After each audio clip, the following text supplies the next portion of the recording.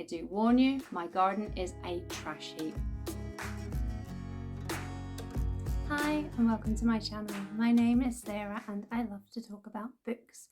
And today my little shelf indulgence video is taking a slightly different format because this weekend it is Dewey's 24-hour readathon, and as usual I will be taking part. So I thought I would talk about what my TBR is for the readathon. The timing for this is perfect because I am really behind in my reading. I'm something like 5 or 6 books behind where I wanted to be at this point in the year.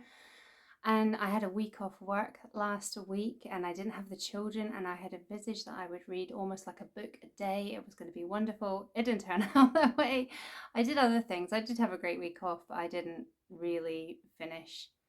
Oh no, I think I finished one book, but that was one that I'd already started, and then I've been reading quite a big book, which I'm still reading now. So I really need Dewey's to help me catch up a little bit. If you don't know what Dewey's 24-hour readathon is, I've done a couple of vlogs for past ones and had a bit of a chat about what it is and how you can join in when it was the turn of the October readathon. So there's 2 readathons a year, April and October, and so I will link those videos in my description below as well in case you're interested in joining in.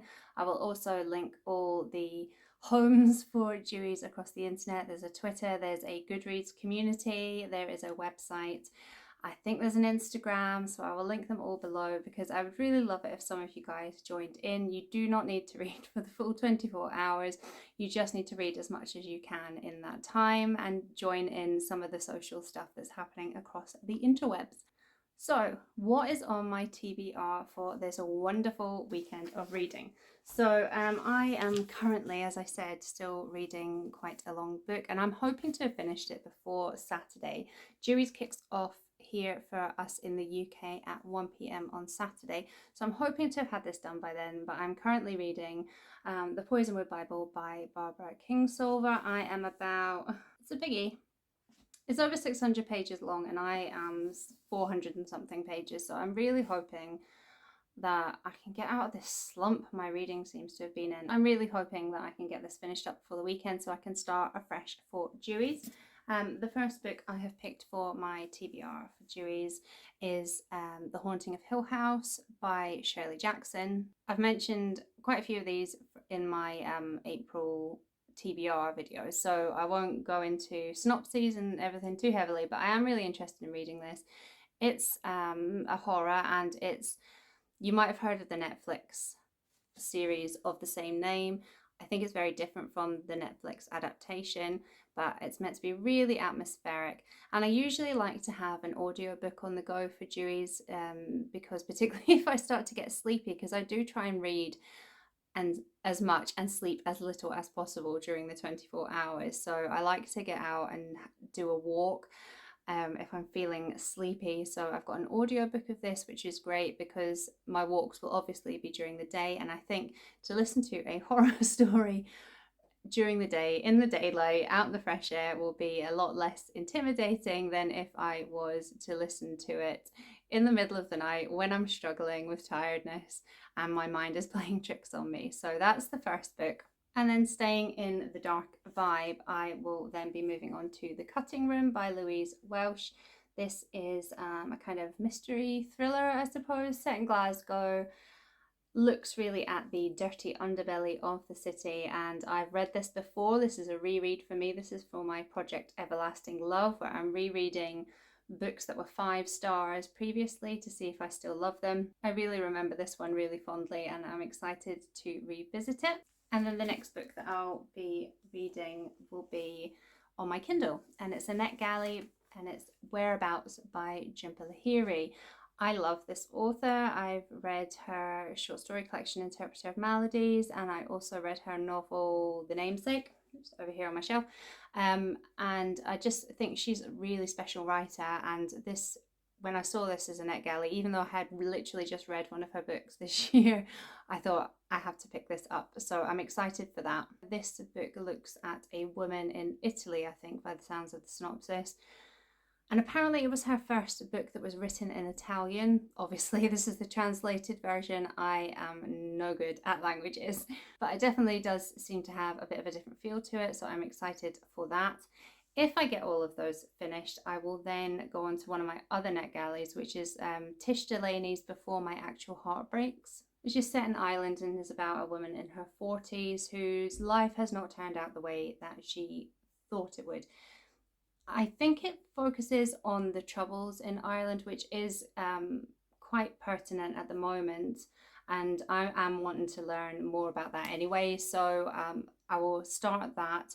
Or depending on what time that is, if I've got time to fit in a whole short book, I would quite like to do that. So I have either Colson Whitehead's The Nickel Boys, which is on my Kindle. This is a story about boys in a what do you call it? Like a juvenile detention centre, but it's not. It's like a reform school. There we go. 2 boys in a reform school, and that sounds really, really interesting. But then I do also have My Sister the Serial Killer by Oyinkan Braithwaite, and this is quite a short book. I think it's under 300 pages. It's got quite thick paper in it, and I mean, everyone knows what this is and what it's about. It just sounds like it's going to be quite a lot of fun. It's about 2 sisters, one who keeps killing her boyfriends and the other who is put in a bit of a tricky situation when one of those boyfriends happens to be the guy that she really fancies. So I think that would be quite a fun way to round off the readathon if I have time for it. And as I've done for previous readathons, I will probably do a bit of a vlog over the weekend. So in terms of what my plan for the day is, I'm hoping to film from a few different locations just so it's not a really boring vlog. Because it starts at 1 o'clock here in the UK, I'm planning to get up really early on Saturday morning, get my chores done, do my subtitles for the video that goes up on a Saturday morning on this channel, and then at 9 o'clock it's the final of RuPaul's Drag Race, so I really want to watch that as soon as it hits, and then I'm going to go back to bed for a few hours. So the start of the readathon I'll probably be reading in bed, and then just try and keep switching locations, possibly books as well, to try and keep my interest. I mean, I think I'll probably be fine until about the 12th hour, and then I'll start to struggle. But during the day, hopefully, if the weather's as beautiful as it is today, I'm going to sit out in the garden. I do warn you, my garden is a trash heap. I'm not green fingered. I have enough trouble keeping on top of the housework and the 3 kids inside the house. I've just let the garden go to filth. Like, I don't care. So it's not going to be a very aesthetically pleasing vlog, but you know, it's something. And I'll take you on my walk with me as well. Hopefully have some fun snacks, drinks and meals to share with you. I do think I will probably end up having to sleep during this readathon. The reverse readathon that's sometimes done, it was in August last year. I can't remember if it's always around the same time, but that's when they flipped the timescale. So here in the UK, we actually start at 1 in the morning. I find that a lot easier to stay awake for longer that way. But, you know, I'll just take it as it goes, and I cannot wait for it. I'm so looking forward to just chilling out with reading being my only focus, which is what I was meant to do last week, and just have fun with the books. So if you are joining in with the readathon, I would love to hear from you so we can follow each other's progress and cheer each other on.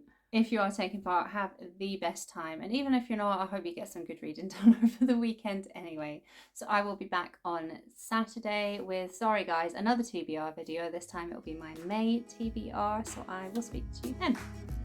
Bye. Probably gonna